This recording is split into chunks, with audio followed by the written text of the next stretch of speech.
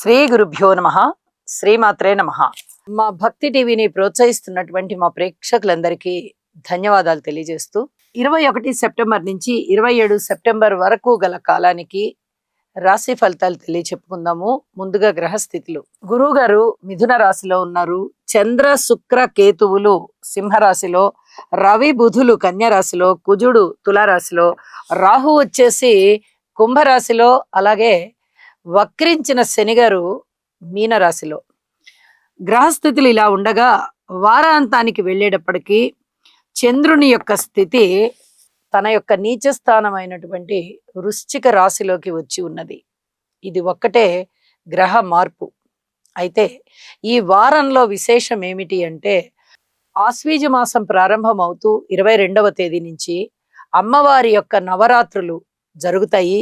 ఇంకొక ముఖ్య విశేషం ఏంటంటే, వార ప్రారంభంలో చంద్ర శుక్ర 2 గ్రహాల యొక్క కలయిక సింహ రాశిలో జరుగుతుంది. ఇది లలిత కళలకు కాణాచి అయినటువంటి అమ్మవారికి మనము ఎంతో ప్రార్థనా పూర్వకంగా నమస్కారాలు చేసుకోవచ్చు. చక్కగా అక్కడ లలిత కళలకి సంబంధించినటువంటి ఆ 2 గ్రహాలు కూడా శుక్ర చంద్రులు కలిసి ఉన్నారు. ఈ కలయిక కళలని బాగా ఉద్ధరించేటటువంటి, కళలలో బాగా అభివృద్ధి కనిపించేటటువంటి కలయిక కాబట్టి అమ్మవారికి కళాకారులు చక్కటి పూజ చెయ్యండి. చాలా చాలా మీరు కళలలో వృద్ధి చెందుతారు. అంటే మిగతా వారు కూడా వృద్ధి చెందుతారు. అయితే ఇది చాలా చెప్పుకోదగ్గ విశేషం అన్నమాట. చంద్ర శుక్రుల కలయిక కళలకి చాలా ముఖ్యమైనటువంటి పెద్ద పీట వేస్తుంది కాబట్టి ఆ కాంబినేషను ఇక్కడ అమ్మవారి నవరాత్రులు కూడా కూడుకొని ఉన్నాయి కాబట్టి కళాకారులకి ప్రత్యేకంగా చెప్పడం జరుగుతోంది. మరింత భక్తి శ్రద్ధలతో అమ్మవారిని పూజించండి. మీరు కళలలో మరింతగా అభివృద్ధి చెందుతారు. అందరి మీద అమ్మవారి యొక్క కృపా కటాక్ష వీక్షణాలు ఉండాలని మరొకసారి కోరుకుంటూ ఈ వారం రాశి ఫలితాల్లోకి వెళ్దాం. ఇక గ్రహ సమ్మేళనాల యొక్క విశేషాంశాలు ఏమిటి అంటే, చంద్ర శుక్ర కేతువులు ఇక్కడ మనము లలిత కళలకి బాగా అనువుగా ఉంటుంది ఈ గ్రహస్థితి అని చెప్పుకున్నాం కదా, చంద్ర శుక్రులు. అలాగే రవి బుధులు, బుధాదిత్య యోగం, చాలా అద్భుతమైనటువంటి ఫలితాలు ఉంటాయి. ముఖ్యంగా వైద్య విధానంలో చాలా చక్కటి మార్పులు వచ్చి వైద్య విధానం బాగా అభివృద్ధి చెందుతుంది. వైద్యులు బాగుంటారు అని కూడా తెలియచెప్పచ్చు. అలాగే శనిగారి యొక్క దృష్టి ఇక్కడ ఏదైనా చర్మానికి సంబంధించినటువంటి ఇబ్బందుల్ని సూచిస్తూ ఉంది.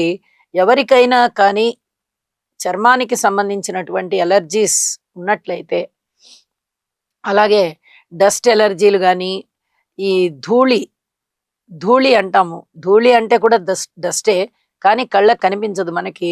బట్టలు అవి కొత్త బట్టలు తీసినప్పుడు కానీ, లేదా ఇంట్లో స్టాక్ చేసుకు ఉన్నటువంటి బట్టలు తీసినప్పుడు కానీ ఒక విధమైన ధూళి ప్రసరిస్తుంది. అలాంటి విషయాలప్పుడు కానీ ఎలర్జీ వచ్చేటటువంటి అవకాశం ఉంది. ఇలా ఎలర్జీస్ ఉన్నవారు కొద్దిగా జాగ్రత్త పడాలి అని చెప్పి తెలియజేస్తూ ఉన్నాను. ఇక గురువు గారి పంచమ దృష్టి కుజుని మీద ప్రసరిస్తోంది. అంటే కుజుడిలో ఉన్నటువంటి ఆ ఉగ్రత ఏదైనా ఉందా అంటే అది కొంచెం తగ్గే విధంగా కనిపిస్తోందన్నమాట.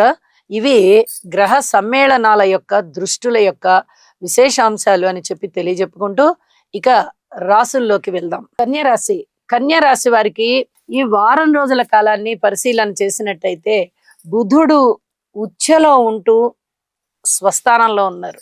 నిజానికి కొంచెం కలహాలు ఉండడానికి, కొంచెం దుఃఖం ఉండడానికి అవకాశం ఉన్నటువంటి స్థానం అది, 1వ స్థానం. కానీ ఇక్కడ ఉచ్చలో ఉంటూ ఎప్పుడైతే స్వస్థానంలో ఉన్నారో ఇక్కడ కొంచెం మీకు పూర్తిగా పరిస్థితులు అంత వ్యతిరేకంగా లేవు, కాస్త సడలుతున్నాయి అని చెప్పచ్చు. అంటే ఇప్పటి వరకు చాలా చాలా వ్యతిరేకమైన పరిస్థితులు ఎదుర్కొని ఉన్నారు. ఇప్పుడు అవి కొద్దిగా సడలింపబడి కాస్త తగ్గుముఖం పట్టాయిలే అనేటట్టుగా మీ మనసుకు అనిపిస్తుంది. అలాంటి పరిస్థితులు కొనసాగుతూ ఉన్నాయి.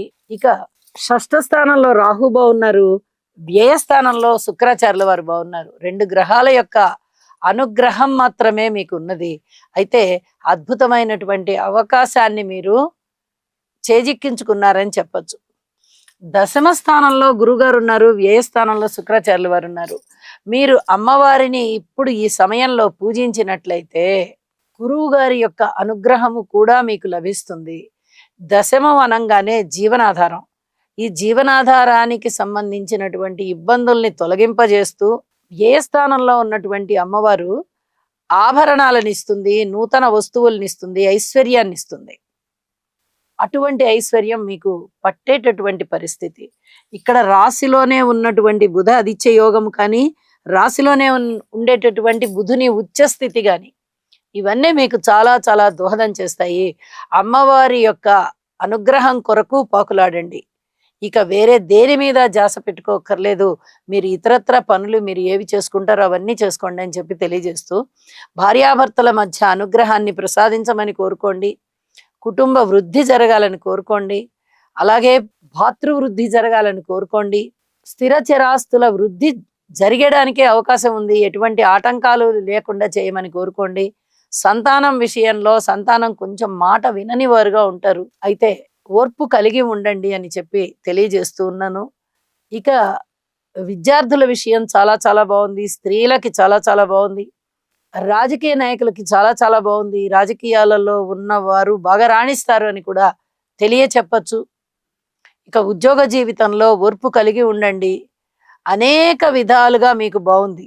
ఇంకా బాగుండాలి అంటే చెప్పిన పరిహారాలు చేసుకోండి. ఇది చాలా చెప్పదగినటువంటి సూచనగా తెలియజేస్తూ ఉన్నాను. వారాంతానికి వెళ్ళేటప్పటికీ చంద్రుని యొక్క గమనము తృతీయ స్థానంలోకి వచ్చి ఉన్న కారణం చేత అన్నదమ్ముల సహాయ సహకారాలు చాలా చాలా బాగుంటూ, పూర్వం కన్నా మెరుగైనటువంటి ఐకమత్యం మీకు కనిపిస్తూ, ఏ పనులకి ఏ విధమైన సహాయ సహకారాలు అందిస్తారు అనేది మీరు చెప్పుకుంటూ ఆ కర్తవ్య సాధనలో మునిగి ఉంటారు. ఇది మీ మానసికమైనటువంటి ఉల్లాసానికి కారణమవుతుంది అని చెప్పి తెలియజేస్తున్నాను. కొత్త పెట్టుబడులు పెట్టవద్దు. వివాహాది శుభకార్యాలలో మీరు పాల్గొనవచ్చు, కానీ వివాహాది శుభకార్యాలు ఇప్పుడే మీరు పూర్తిగా ఫైనలైజ్ చేసుకోవద్దు. ఇంకా మంచి సంబంధం వచ్చే వరకు ఆగండి అని చెప్పి తెలియజేస్తూ ఉన్నాను. ఇది గుర్తు పెట్టుకొని ఆచరించుకోవలసిందిగా సూచన చేస్తూ శుభం. బుధగ్రహం యొక్క అనుకూలత కొరకు ప్రియంగు కలికాశ్యామం రూపేణ ప్రతిమం బుధం సౌమ్యం సౌమ్య గుణోపేతం తం బుధం ప్రణమామ్యహం. ఓం బ్రాం బ్రీం